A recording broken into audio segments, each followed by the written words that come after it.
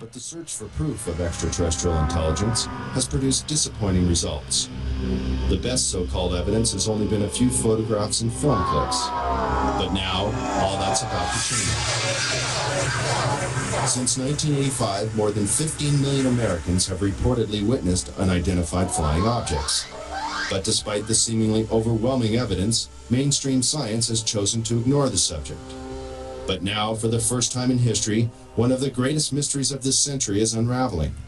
A former government scientist has come forward to discuss the military's classified work on extraterrestrial spacecraft.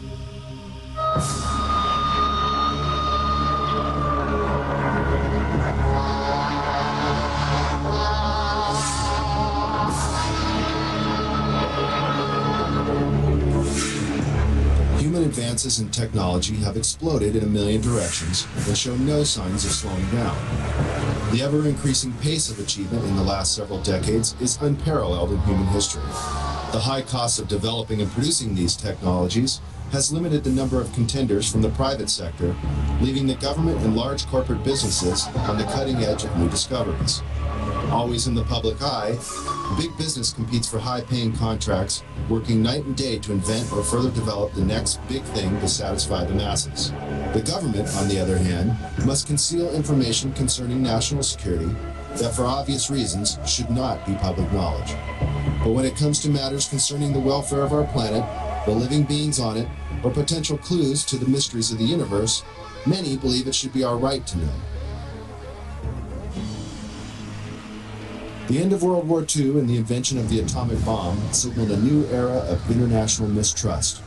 Since the earliest days of the Cold War, which coincides with the Roswell incident and the start of the modern UFO era, the military has been especially secretive about its advances and achievements, while always searching for the perfect weapon or super sophisticated tool of espionage.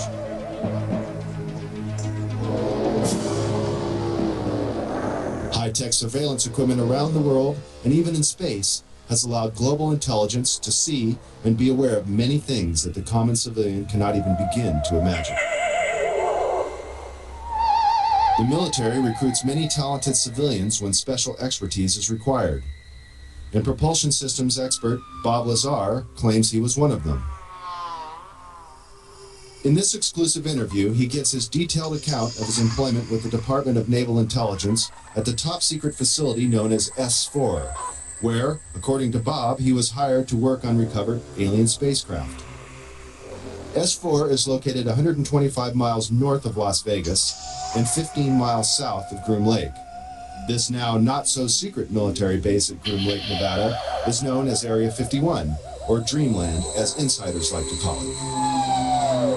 Born in 1959 in Coral Gables, Florida, Bob has lived much of his life in Las Vegas, Nevada. With degrees in physics and electronics from MIT and Caltech, he has dabbled in everything from chemistry to fireworks in an effort to understand the finer points of propulsion.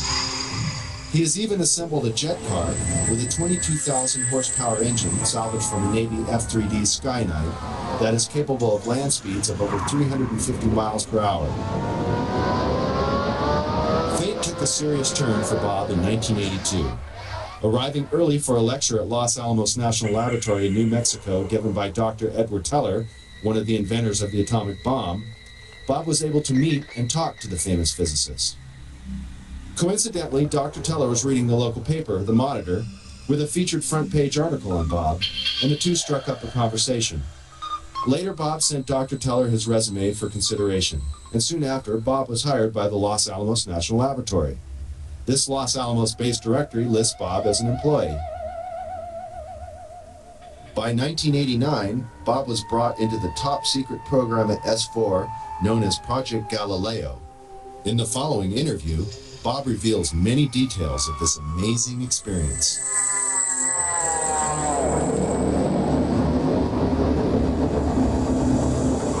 Did you witness any disk technology at Area 51? No, there was absolutely no ET craft, ET technology, anything like that at Area 51. This is why S4 was made specifically to separate it there. People at Area 51 do not have the clearance. How long were you employed at S4, and when were you hired? When was I hired at S4? I guess early '89, and I was probably there only about 6 months or so, on a very infrequent basis. How were you transported to and from work? At the time that I was working there at McCarran International Airport in Las Vegas, there was a Special Projects EG&G building. When I was told to go to work, I drove there, parked my car there, and got in a plane at the airport, flew to Groom Lake, where I deplaned and waited for a bus, and the bus drove me down to S4. The S4 facility is an area just off the Papoose lake bed, dry lake bed, and it consists of 9 hangars. The hangars have sloped doors on them with a sand texture coating. Around the opposite end of the hangars, there's the standard entrance where you're dropped off at, go through a security check, and inside there's a small complex. There is some office space, there's several laboratories, the hangars themselves, of course, and a few other places. I didn't have free reign to go wherever I wanted to. Everywhere I went to, I was essentially escorted, so that was really all about that I saw. Inside the facility, what was the basic layout? Were there underground levels? I don't think there were any underground levels to it, though there could have been. I don't think it was an extensive underground facility. It just looked like an installation that was butt up against a mountain. And I didn't see any evidence of any stairs going down, elevators, or but like I said, I don't know. There could have been, and I just might not have been permitted in those areas. It's difficult to really surmise how long it had been operational. Everything did look fairly new. By that I mean I don't think this installation was there in the early 70s. Nothing was worn. Things look fairly freshly painted. So, as a ballpark guess, I would say it would really surprise me if the installation was older than 5, 7, 10 years, something like that. Lots of scientists killed in the project. What exactly happened there? Allegedly, obviously, I didn't see this, and I don't know it to be fact, but this is what I was told, that I was hired to replace one of a couple people that were killed while working on one of the reactors from one of the crafts. Apparently, they, for whatever reason, cut open an operating reactor, and the device exploded, killing both of them. The scientists that were killed there, allegedly the detonation from the explosion was fairly large. It would have rivaled a small tactical nuke. So it was done at the Nevada test site, and it was to be passed off as an unannounced nuclear test. Did you have any direct contact or communication with aliens? No, not at all. Tell us about the briefing files. Under what conditions did you gain access to them? I was put into the briefing room with 121 or 22 briefings, and really was just told to sit and read through them. I think they were there just to mainly educate me on what was going on. They weren't a complete in-depth explanation on everything else, but just essentially a brief synopsis on some of the other projects that were going on there. Supposedly, the information, now this isn't something that I determined, it's something I was told, that the crafts originated from a planet that orbited the Zeta Reticuli star system. Zeta Reticuli 1 and Zeta Reticuli 2 are two stars of a binary star system. The craft allegedly came from there. 1 or 2 autopsy photographs I saw dealt with just a small photograph, a bust shot essentially, just head, shoulders, and chest of an alien with a chest was cut open in a T fashion and one single organ was removed. The organ itself in the other picture was cut and vivisectioned essentially. Showing the different chambers in there. This was totally unrelated to anything I was doing, but from that photograph it looked like what you see in UFO lore as the typical gray. So how tall it was from what I could see, I I couldn't tell because I only saw a portion of the photograph, but if everything else you see is correct, I would imagine it was 3.5 or 4 feet tall. But there again, you know, all I had to see was a photograph, and you know, I didn't have much to go on. What was the incident in 1979 that brought the alien exchange program of information to a halt? Again, this is a story that was relayed to me, and allegedly what happened in '79, there was some sort of information exchange going on where there were actual live aliens at the facility, and at one particular point there was an area where some security personnel went to enter, and apparently because not the sidearms but the bullets in the sidearms, from what I understand, if they would have entered the area, the bullets would have detonated. And supposedly one of the creatures tried to stop the security personnel from entering the area, and a fight ensued. And the bottom line from the altercation was that the security personnel, I don't remember how many were involved, but were all killed, and they died of head wounds, and that's all that I heard of that story. What was your job description at S4? My official job description was a senior staff physicist. I don't know if I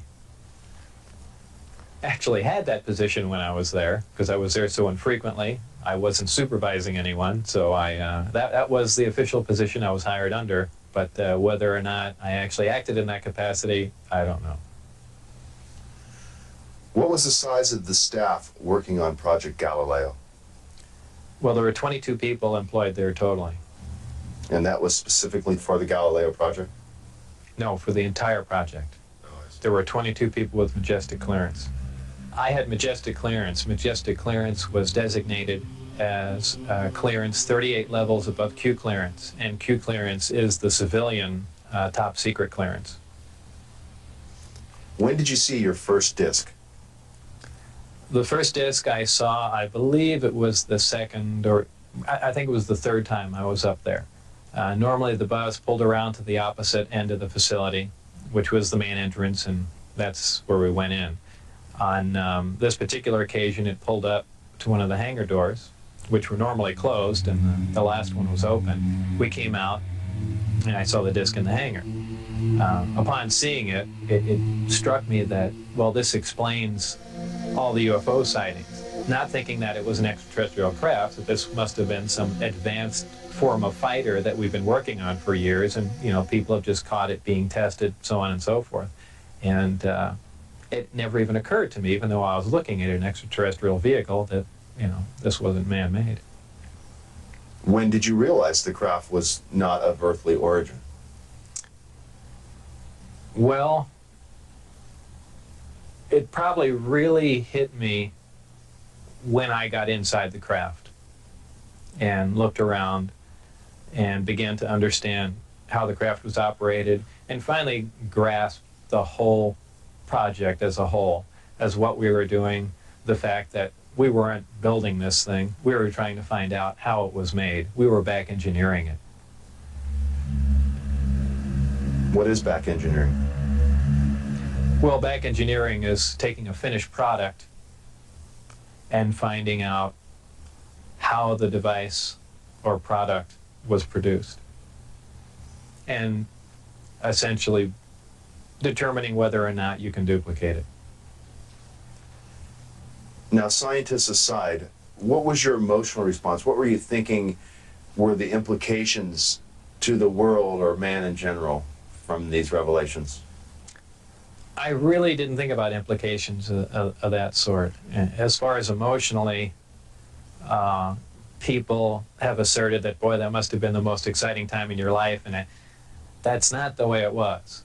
When I first got to look inside the craft, all I can say, it's an ominous feeling. You walk in there and it feels as if you shouldn't be there. I know that sounds kind of corny, but it's a real ominous feeling. It's not an exciting feeling. It brings up a whole lot of questions in your mind. Well, where did this come from? And you know that they won't give you the answers to the whole story, but it's that's the only way I can describe it. It produces a gravity wave, which is similar to the gravity wave that the Earth produces. However, the craft phase shifts the wave. In other words, it turns the wave not really in an opposite polarity, but something to that effect, where it will work against the natural gravity wave of the Earth, and it produces lift in that effect. Is there any internal protection for the crew? Does the craft generate a gravitational field inside the craft itself? Well, the craft generates its own gravitational field.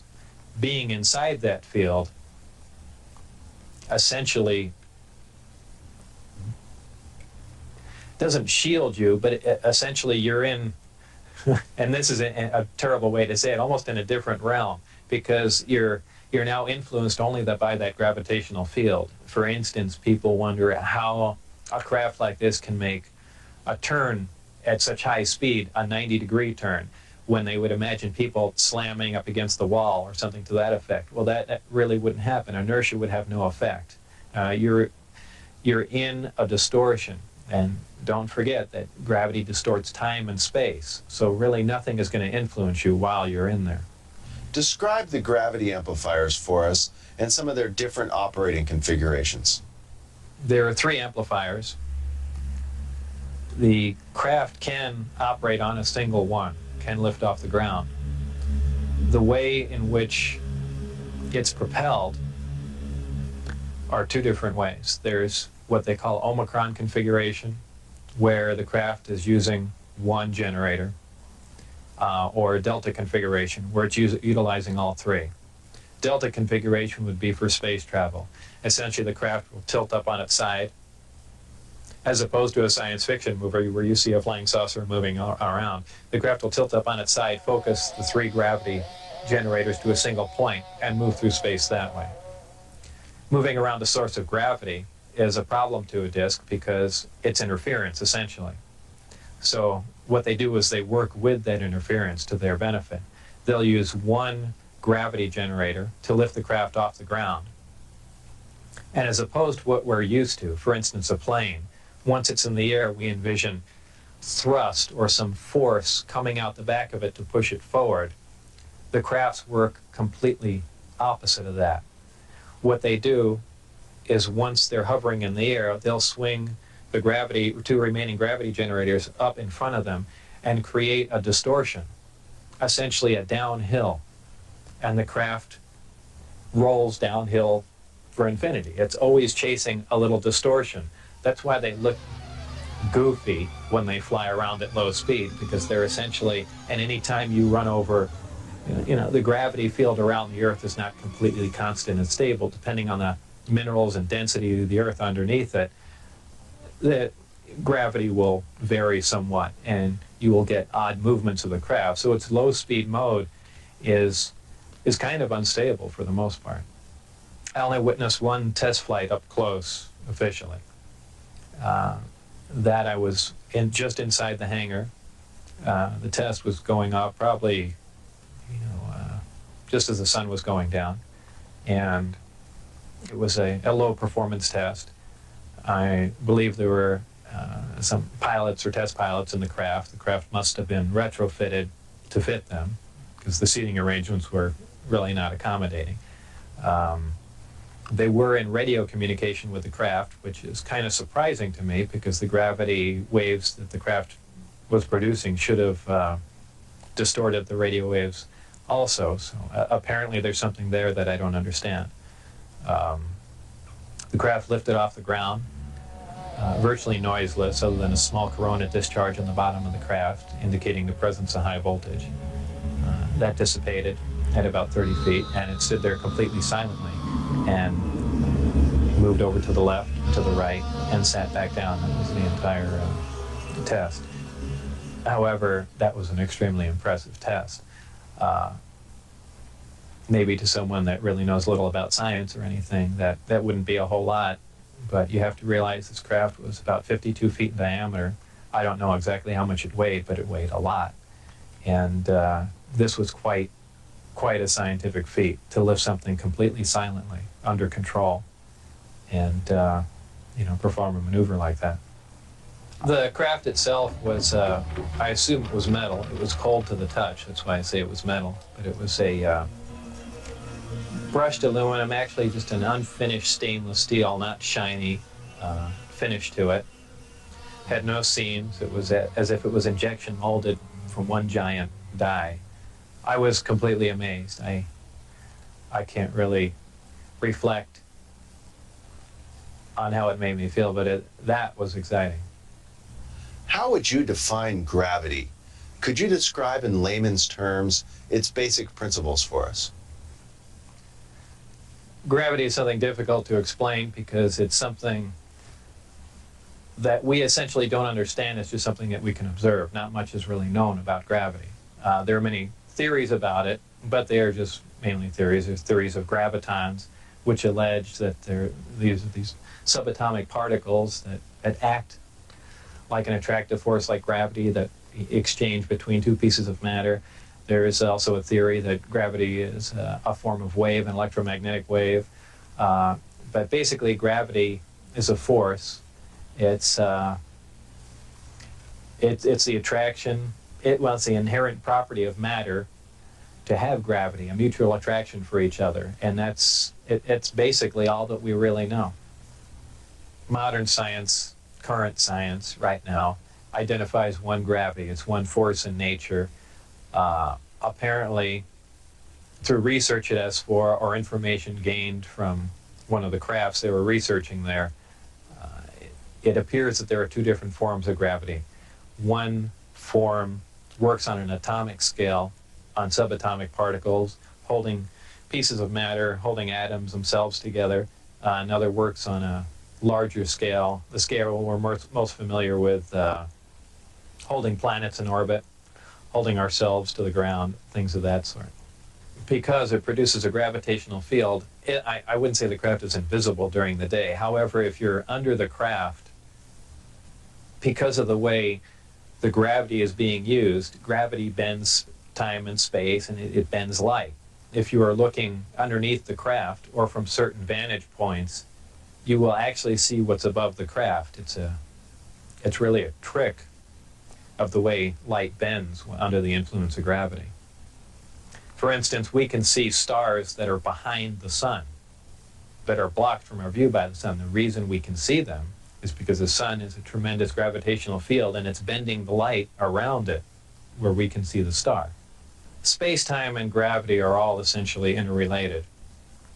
They all act on one another. Gravity bends space. Gravity also distorts time. When you vary one, you essentially vary the other two. If you, as an example, if you have a massive body, say a planet or something that's making a lot of gravity, producing a lot of gravitational waves, if you will, it distorts space. It bends space to it. It also slows down time. These things aren't theories. We know them to be true. We cannot artificially create this because we can't create gravity. But this is how they're all interrelated. Just a couple of them are the fact that as your speed increases, so does your mass proportionally. In other words, the more energy you put in to go faster begins to slow you down by the fact that it's converted into mass. You have other problems like just traveling at such an extreme velocity, navigational problems, the fact that you might run into little tiny micrometeorites at speeds like this. They would undoubtedly destroy your craft. There's just a whole host of problems that you're going to run into just attempting to do something like that. Aside from the fact the amount of energy required to accelerate to the speed of light is horrendous. Could you briefly describe Project Looking Glass and Project Sidekick for us? Project Sidekick was another project going on with Galileo. Galileo was the project that I was involved in.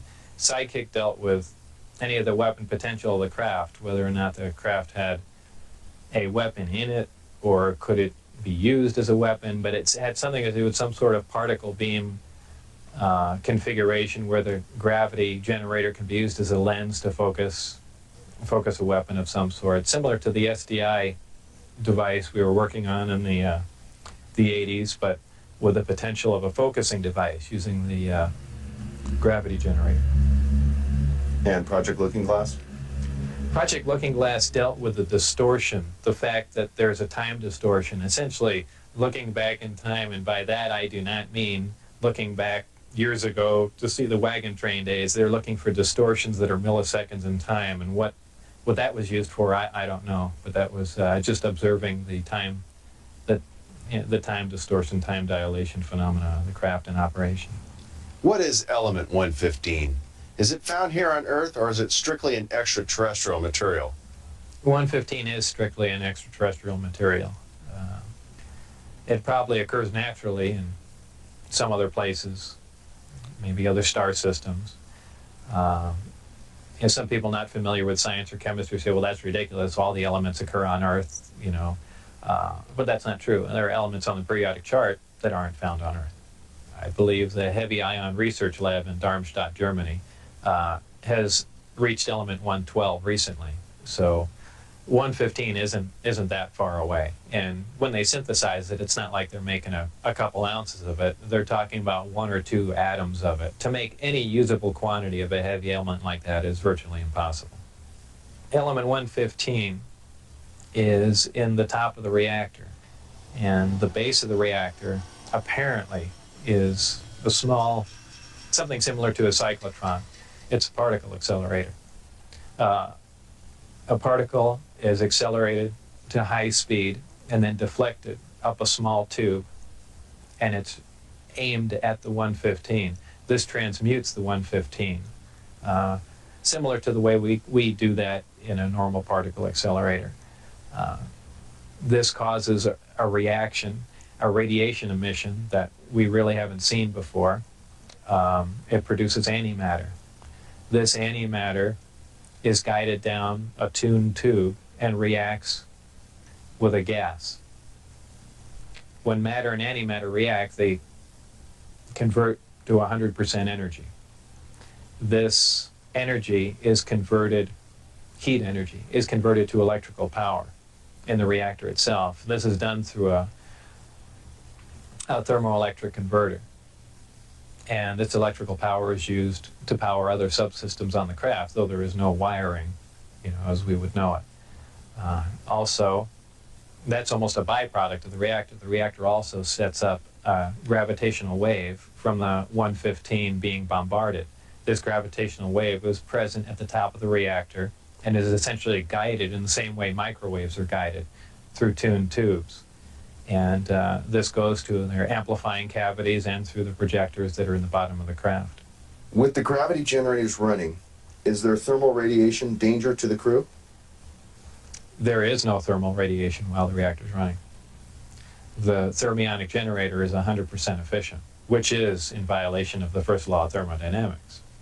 But in fact, it works. Element 115 is stable. And for those familiar with chemistry, we know that elements with higher atomic numbers have shorter and shorter half-lives.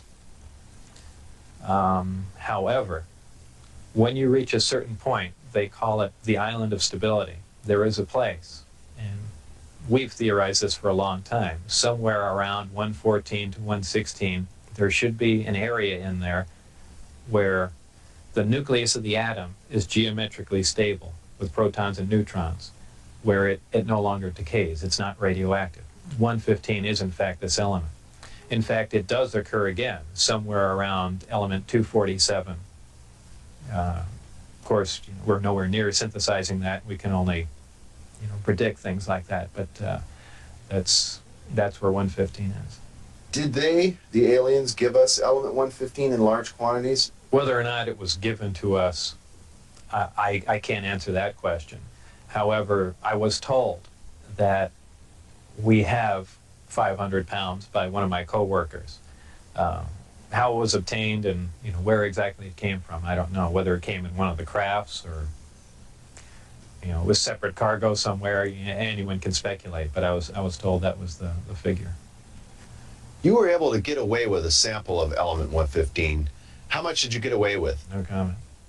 Unofficially, while off the base, what did you see?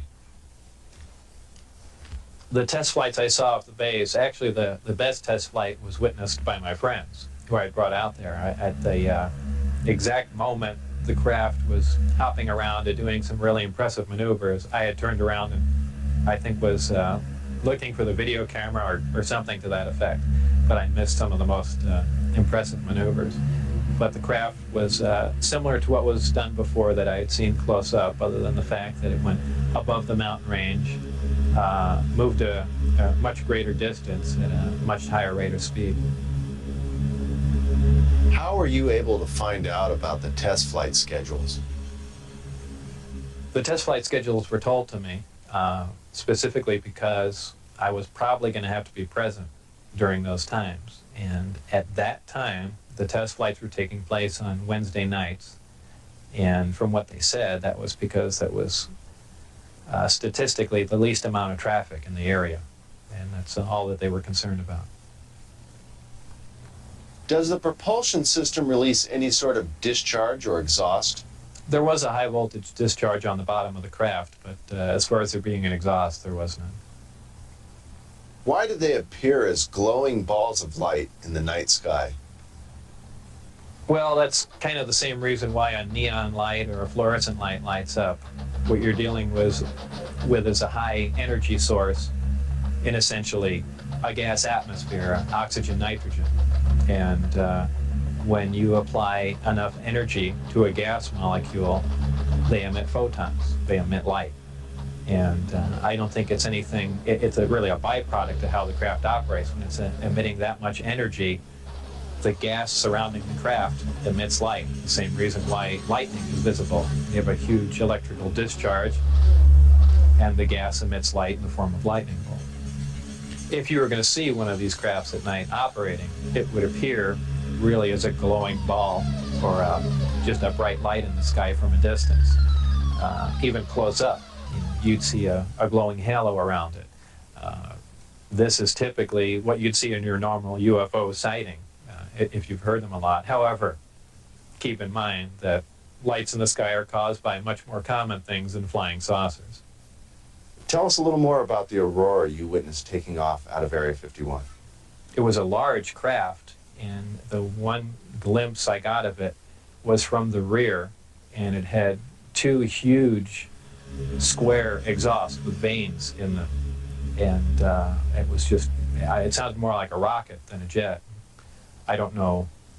I even think he did mention that it was liquid methane powered, but there again, working on the disk technology, I really could care less what was rolling around at Area 51, but it did catch my eye. As a result of going public, have there been any attempts made on your life? One day when I was getting on Interstate 15, driving down Charleston Boulevard, a car came up alongside of me, and I thought he was just trying to race me to get on the freeway. This was after I had left the project. It was a white, boxy-looking car. Exactly what make and model, I don't know. But I accelerated to get on the freeway to go fast, and there was a gunshot, and the back of the car was hit, and I skidded off into the median. And I stopped, and I was frightened, and I just stood there because I thought the guy was going to be alongside of me and just shoot me. I had nothing to do. I was essentially paralyzed with fear, and I waited there, and then nothing else happened. And do I know it was a government agent trying to kill me? No. Could it have been a drive-by shooting?